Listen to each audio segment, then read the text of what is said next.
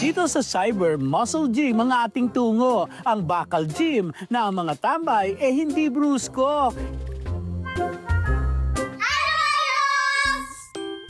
Meet Yuhan, Danny at Alexa, mga batang bakal, ang postura.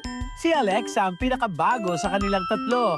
Dati na raw siyang nahilig dito, pero ngayon ay nagbabalik ensayo. Una, laro-laro lang. Tapos nung sinabi niya na, Ma, gusto kong magbuhat. Sabi ko, baka hindi mo kaya. Sabi ko, ganyan-ganyan. Sabi niya, hindi makaya ko. Sabi ko, sige, sabi ko gano'n. Kung gusto mo, go tayo.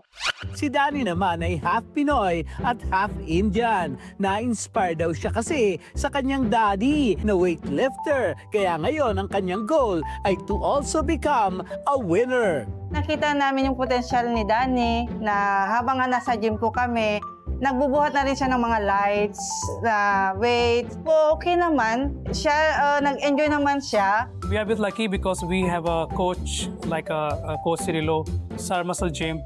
So they are very professional. I can see that they have a bright future here. Si Yuhan naman ang 3 talampakang bulinggit na ito. 2 taon nang nag-iensayo. Ngayon ay 6 years old. Pero wow, grabehan ang mga tropeyo. Nakita lang po siya na nagbubuhat po na babae nun. Dumaan lang po kami nun. Tapos pag-uwi po namin, nagulat po ako, ginagaya niya po yung babae. Tapos may hawak po siya nung walis po. Sabi ko, ate, saan mo nakita yung ganyan mo? Sabi niya, doon daw po sa babae, sa may tapat daw po ng bahay ng lola niya. Sabi ko, di mo ba alam, ganyan ako dati, nagbubuhat ako dati. Siya pala ang ina ni Yuhan na si Joanne Masangkay, ang nakapagtala ng world record sa deadlifting noong 2016. Nung nakakuha pa naman po ako ng world record nun, tinuloy ko pa rin po yun.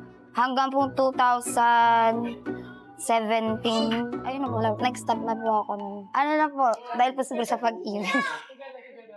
Ilang beses po rin kasi akong binawi ng magulang ko nun. Tapos hindi po ako nakinig. Buti na nga lang po na natanggap ulit ako nila mama eh. Ngayon po may katuwang po ako na nagsusuporta, lalo po si Papa at si Mama. Sa kanya po. Kasi yun po yung gusto niya talaga kahit anong sabihin ko po sa kanya. Gusto niya po yung ginagawa niya. Kaya nga po sabi ko sa kanila, hindi po kasi ako nakinig kay Mama nun. Kaya po sana siya, hanggat nandito po kami, buhay po yung lolo't lola niya, nakinig po siya, wag po siyang tutulad sa akin.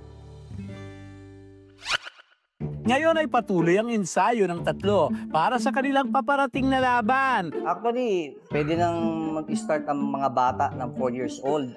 Pag meron silang PR o tinatawag na yung personal record nila dito sa gym, tuwang-tuwa na yan. Lalapit yan at yayakapin ako. Sa akin lang yun lang, napakalaking bagay na bilang coach. Na makita ko sila na masaya sila sa ginagawa nila.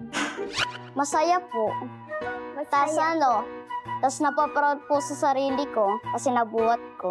If you finish the warm-up, then we at heavy. It was heavy. She said, no, then drop it. But if it's light, you can do. Then put down. Masaya po ako pag nagpupuhat po ako. Ma-wait ka lang.